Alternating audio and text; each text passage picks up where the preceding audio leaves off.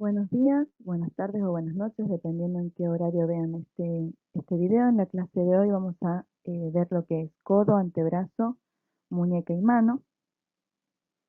Para poder hablar sobre el codo, reconocer la anatomía de la epífisis distal del húmero con sus accidentes principales, que serían el cóndilo humeral, que se articula con el radio, la tróclea del húmero, que se articula con el cúbito o ulna, el epicóndilo, la epitróclea, la fosa coronoidea, la fosa del olecranon y la fosa radial.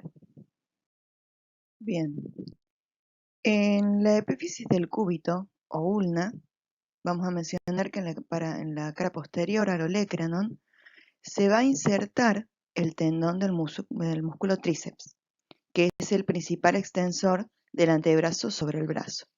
También allí se va a insertar un músculo pequeñito que es que ayuda al tríceps a la extensión, que es el anconio.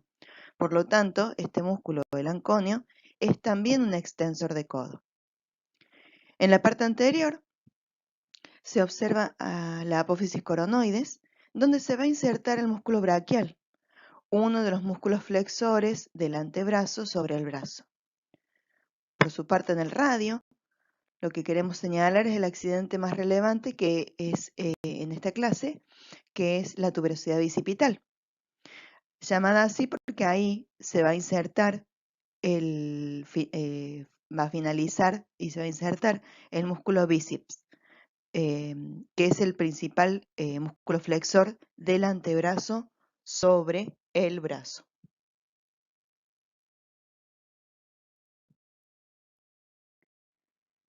La articulación del codo es la unión entre el esqueleto del brazo y el del antebrazo. Es una articulación sinovial que a su vez está constituida por la articulación húmero-cubital y la articulación húmero-radial y la articulación radiocubital proximal. Estas tres articulaciones están rodeadas por una cápsula y ligamentos que los refuerzan y presentan una cavidad articular única para las tres. Para poder entender el codo hay que mirar las tres articulaciones básicas que la conforman, que sería la húmero radial entre el capítulo o cóndilo del húmero y la cabeza del radio. Esta es una articulación esferoidea. La articulación húmero-cubital entre la tróclea del húmero y la incisura troquear del cúbito o ulna. Se trata de una articulación troclear o gínglimo. Y por último, la articulación radiocubital entre la epífisis proximal del cúbito y el radio. Esta es una articulación trocoide.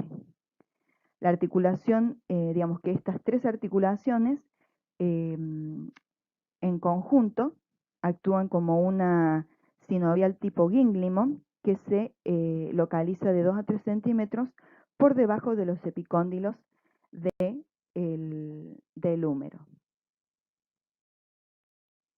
En esta vista anterior, lo que podemos observar es el cóndilo capítulo, que va a servir para articular con la cabeza del radio. Debajo del epicóndilo lateral o externo se van a insertar varios músculos. Del lado interno o medial tenemos la epitróclea, que también va a servir como lugar de inserción para varios músculos. Y debajo de ella se encuentra la tróclea del húmero, que va a servir para articular con la apófisis proximal del cúbito o ulna. En la epífisis del radio observaremos la cabeza del mismo, redondeada, y con el cúbito se observa la apófisis coronoides haciendo juego con la tróclea del húmero. En la vista posterior, lo más importante es el olecranon del cúbito o ulna, que se va a insertar allí, como ya hablamos, el tríceps y el anconio. Ante una extensión de codo, el olecranon se va a alojar en la fosa olecraniana, que está en la parte posterior del húmero. Nuevamente podemos observar en una vista lateral la manera en que van a articular tanto el radio de manera lateral y el cúbito de manera medial. Como pueden ver, hay una congruencia bastante importante entre las superficies articulares.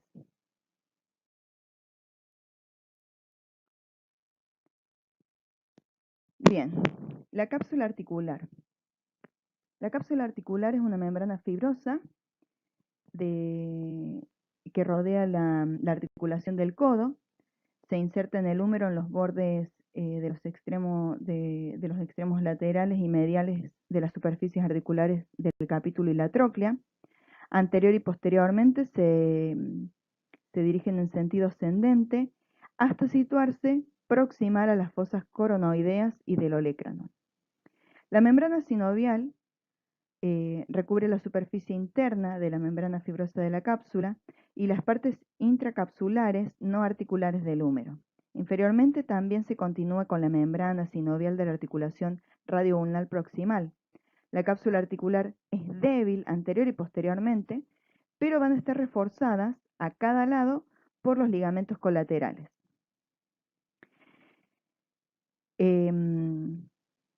Acá podemos observar la cápsula que está recortada,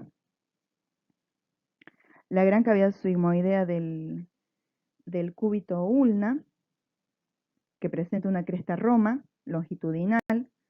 Por arriba se encuentra el pico del olecranon y por abajo y adelante vamos a encontrar la apófisis coronoides. A cada lado de la cresta se corresponde con una garganta de la tróclea que se localizan en dos vertientes cóncavas, y la forma general de la superficie articular es comparable a la superficie de una plancha de hierro ondulada. La cúpula radial, en la cara superior de la cabeza radial, va a haber una concavidad que va a seguir la misma curva del cóndilo, sobre el cual se adapta, y esta se va a ver limitada por un reborde en la zona cóndilo-troclear. Estas dos superficies constituyen un conjunto único gracias al ligamento anular que las mantiene una contra otra. El acoplamiento de las superficies articulares muestra la fosita coronoidea por arriba de la tróclea y la fosita supracondilia, y en una vista posterior muestra la fosita, en una vista posterior muestra la fosita olecraniana. Si hiciéramos un corte vértico frontal de la articulación, podríamos ver muy fácilmente cómo se puede lograr esa congruencia articular entre la cabeza del radio y la epífisis proximal del cúbito o una. Acá lo que observar más adelante es la articulación radiocubital proximal solo interviene en la pronosupinación, mientras que en la flexoextensión va a intervenir la húmero-cubital y la húmero-radial. En esta diapositiva vamos a poder observar los ligamentos colaterales, que son dos. El colateral radial o lateral, que va desde el epicóndilo lateral hasta fusionarse con el ligamento anular del radio, y el ligamento colateral ulnar, desde el epicóndilo medial hasta la apófisis coronoides y el olecranon del cúbito. El ligamento colateral ulnar tiene tres fascículos, uno anterior, uno posterior y uno oblicuo. Acá podemos ver una vista anterior, también se pueden observar los ligamentos colaterales, el ligamento anular y la cápsula articular. Y si la removemos, inmediatamente por debajo vamos a poder observar la articulación de la cabeza del radio con el capítulo y de la epífisis del del cúbito con la tróclea. En una vista posterior podemos volver a observar cómo está reforzada la cápsula con los ligamentos, pero también vamos a poder observar en esta diapositiva que hay una flexión de codo, por lo cual deja ver claramente la fosa del olecranon, donde se aloja el olecranon cuando hay una extensión de codo.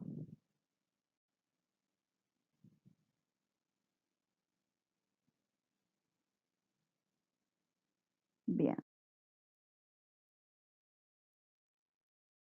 Los movimientos del codo son de flexo-extensión, como habíamos dicho, y en la flexo-extensión las articulaciones que van a actuar son la articulación húmero-cubital y la húmero-radial, y en la pronosupinación solo va a entrar en acción la articulación radiocubital proximal.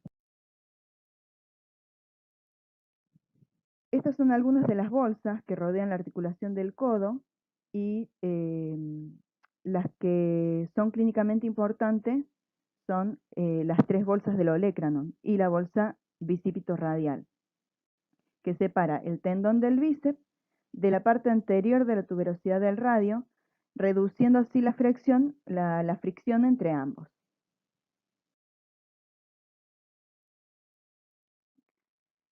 En el codo vamos a tener tres puntos de referencia clínica, palpables y visibles, y son, en primer lugar, tenemos el olecranon, la epitróclea y el epicóndilo. Bien, en posición de extensión, estos tres puntos de referencia van a estar alineados en una línea horizontal. Entre el olecranon y la epitróclea se localiza la corredera epitrocleo-olecraniana, que es por donde pasa verticalmente la flecha, digamos, esa flechita blanca que ven, ese es donde pasa verticalmente el nervio cubital. Ante un impacto, seguramente a ustedes les ha pasado de golpearse el codo y sentir una descarga eléctrica en todo el brazo. Bueno, es porque seguramente se han golpeado el nervio cubital. En posición de flexión, estos tres puntos de referencia van a tener una forma de triángulo equilátero, que va a estar situado en un plano vértico frontal tangente a la cara posterior del brazo. En situación de luxación, en caso de que haya una luxación de codo, estos puntos de referencia se van a modificar. En extensión, el olecranon va a estar por encima de la línea horizontal. Y si flexionan el codo que está luxado, el olecranon va a retroceder por detrás del plano. ¿Sí? El antebrazo dijimos que se extiende desde el codo hasta la muñeca. ¿Sí? Entonces, pero también tenemos que tener en cuenta que sigue por el carpo y la mano.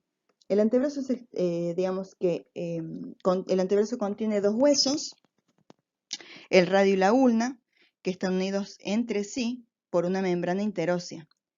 Si bien el extremo proximal del antebrazo, por definición, se sitúa en el plano articular del codo, funcionalmente el extremo distal del húmero también forma parte del antebrazo. Y en la parte muscular, hablando de manera funcional, los cuerpos musculares del antebrazo se encuentran en el extremo proximal y desde allí van a actuar como poleas a través de los tendones en la muñeca, el carpo y la mano.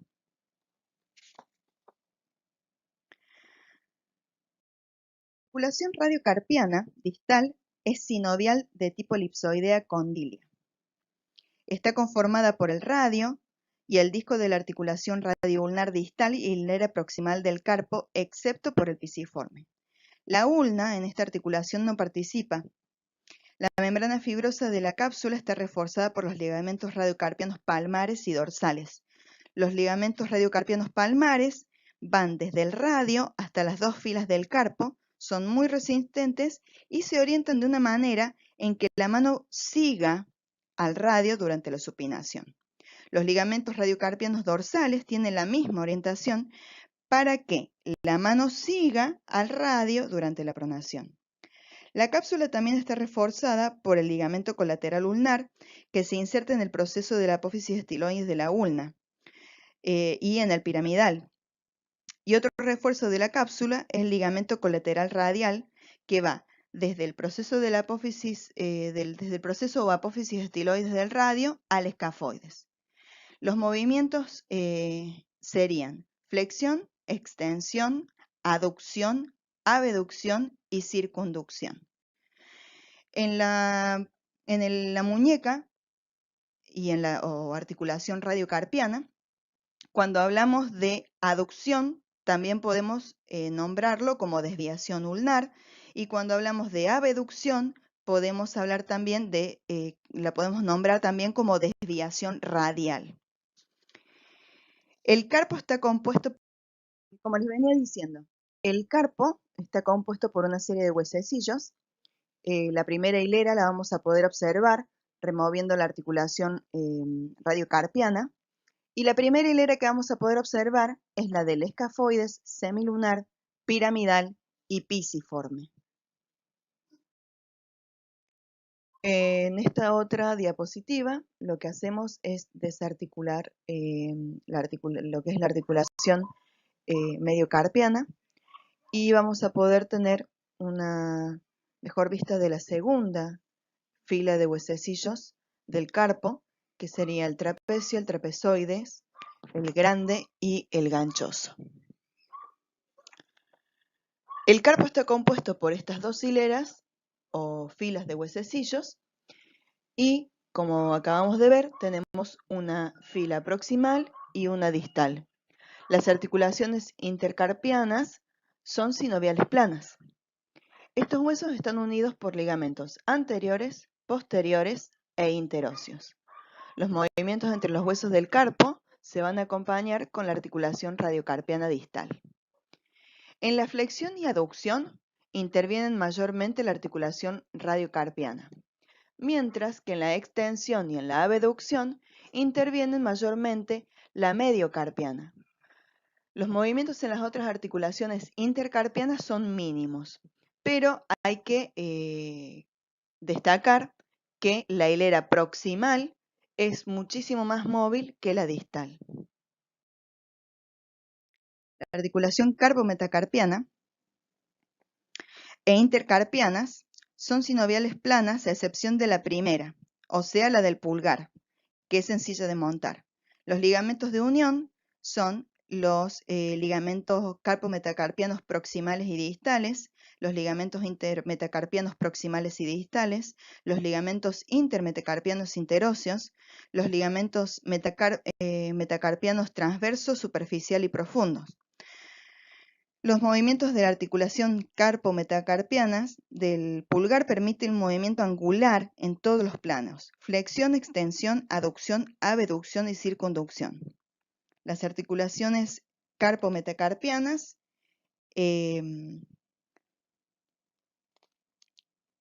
digamos, del segundo y tercer dedo no tienen mucha movilidad. La del cuarto es un poquito más móvil y la del quinto es moderadamente más móvil porque además puede flexionarse y rotar ligeramente cuando agarramos fuertemente un objeto. Las articulaciones metacarpofalángicas son sinoviales de tipo elipsoidea y permiten movimientos en dos planos, pudiendo flexionar, extender, aducir y abducir. Las articulaciones interfalángicas son sinoviales de tipo gínglimo, o sea que solo permiten flexoextensión. Y digamos que los ligamentos, cada membrana de las articulaciones metacarpofalángicas e interfalángicas están reforzadas por dos ligamentos colaterales, uno medial y uno lateral. Estos ligamentos cuentan con dos porciones. Una similar a un cordón muy denso, que discurre desde la cabeza de los metacarpianos hasta la base de las falanges, y una porción similar a un abanico, más delgadas, que discurren anteriormente y se insertan en las láminas gruesas, fibrosas o fibrocartilaginosas, denominadas los ligamentos palmares, que forman la cara palmar de la cápsula articular. Acá podemos observar una radiografía donde vamos a poder ver, todo, digamos que ustedes clínicamente, cuando van a poder evaluar a un paciente a través de radiografías y de la palpación, ¿sí? Podemos observar acá muy bien todas las referencias óseas, como el epicóndilo medial, el olecranon, la articulación húmero-radial, húmero-cubital, cómo están unidos proximalmente el radio y la ulna, y distalmente podemos observar incluso los huesecillos.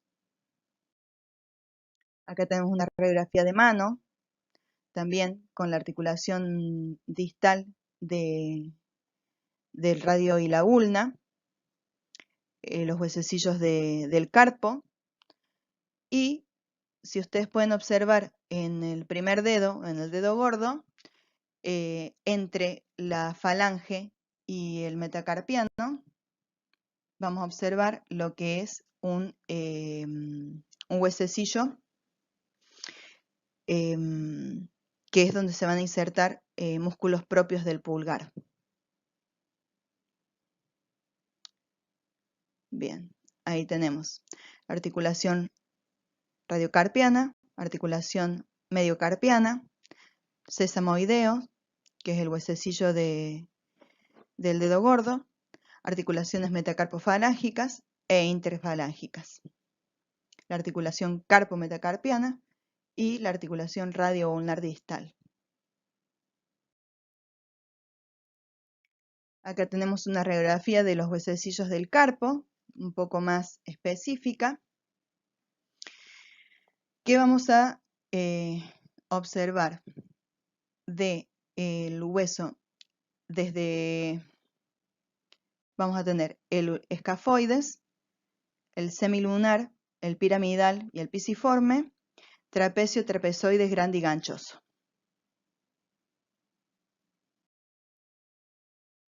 La vascularización del brazo, como ya deben haber hablado con algún otro docente, las arterias y las venas van a tomar el nombre del elemento óseo por donde transcurren. De todas maneras, lo que es vascularización e inervación lo vamos a ver más adelante. Los compartimientos del antebrazo. El epicóndilo medial ofrece puntos de inserción, como habíamos dicho, de los músculos flexores y pronadores, y el epicóndilo lateral, puntos de inserción para los extensores y supinadores del antebrazo. Por esta razón, los compartimientos musculares en el extremo proximal son anteromedial, compuesto por los músculos flexores y pronadores, y posterolateral, compuesto por los músculos extensores y supinadores. Estos compartimientos se vuelven estrictamente anterior y posterior en el extremo distal del antebrazo. Los músculos extensores de la muñeca son el extensor radial largo del carpo, el extensor radial corto del carpo, el extensor ulnar del carpo, el extensor de los dedos y el extensor del índice. Los flexores de la muñeca son los tendones de los flexores, se localizan en la cara anterior del carpo y mantienen esta posición gracias al retináculo de los flexores. Los músculos flexores son palmar largo, flexor ulnar del carpo, flexor profundo de los dedos, flexor superficial de los dedos, flexor radial del carpo y flexor largo del carpo. Tenemos 3 capas musculares. Una capa superficial de 4 músculos que serían el pronador redondo, el flexor radial del carpo, el palmar largo y el flexor ulnar del carpo. Todos estos se insertan proximalmente al epicóndilo medial a través de un tendón común de los flexores. Tenemos una segunda capa intermedia formada solamente por el músculo flexor superficial de los dedos y una tercera capa profunda conformada por tres músculos: el flexor profundo de los dedos, el flexor largo del pulgar y el pronador cuadrado. La pronosupinación se va a evaluar siempre con el codo en 90 grados, el brazo pegado al cuerpo y el antebrazo en posición neutra, o sea, con el pulgar apuntando hacia arriba. No podemos evaluarlo con extensión de codo porque si lo hacemos de esta manera tenemos que sumar, o en realidad se sumaría, el componente de rotación interna y externa de la articulación del hombro. La utilidad de la pronosupinación tiene que ver con los movimientos del antebrazo en el espacio. Los movimientos del antebrazo en la articulación radiocubital proximal, o sea, en el codo, tiene como función ayudar al hombro en la aplicación de fuerza y de controlar la orientación de la mano en el espacio. Esto permite que la mano alcance cualquier parte del cuerpo, ya sea para protección o para higiene, y desempeña un papel importante en todas las acciones de la mano durante el trabajo. La supinación se lleva a cabo por el músculo supinador, que se encuentra enrollado en torno al cuello del radio y se inserta en la fosa supinadora del cúbito. Produce la supinación al contraerse y al desenrollarse. Está inervado por el nervio radial. El bíceps braquial se inserta en la tuberosidad bicipital del radio y es el supinador más potente y está inervado por el nervio músculo cutáneo. Los músculos que intervienen en la pronación son el pronador cuadrado, enrollado en el extremo inferior de la ulna, y actúa desenrollándose. El músculo pronador redondo se origina en la cara anterior del capítulo lateral del húmero o epitróclea y en la apófisis coronoides, y se inserta en el radio, en la cara anteroexterna, y ambos están inervados por el nervio mediano. Los flexores de los dedos tenemos el superficial y el profundo. Se originan en el capítulo medial del húmero o epitróclea y se insertan en las falanges. El flexor superficial se inserta en la primer falange y el flexor profundo se inserta en la tercer falange. Los extensores de los dedos tienen su origen en el capítulo lateral del húmero o epicóndilo. El extensor del pulgar, los extensores de pulgar, tenemos el abductor largo, que se origina en la cara ulnar posterior del radio y se inserta en la base del primer metacarpiano, el extensor largo del pulgar, que se origina en la cara posterior de la ulna hasta la segunda falange del pulgar, y el extensor corto del pulgar, que se origina en la cara posterior ulnar y radial hasta la primer falange del pulgar. Los flexores de tenemos el flexor corto, que se origina en el carpo y en el retináculo flexor y se inserta en los sesamoideos del pulgar. Actúa en conjunto con el palmar largo, ya que el palmar largo, al contraerse, pone en tensión a el retinóculo flexor. El flexor largo se origina en el radio y se inserta en la falange distal del pulgar, y el aductor del pulgar se origina en el carpo y el tercer metacarpiano y se inserta en los sesamoideos y la base de la falange proximal del pulgar.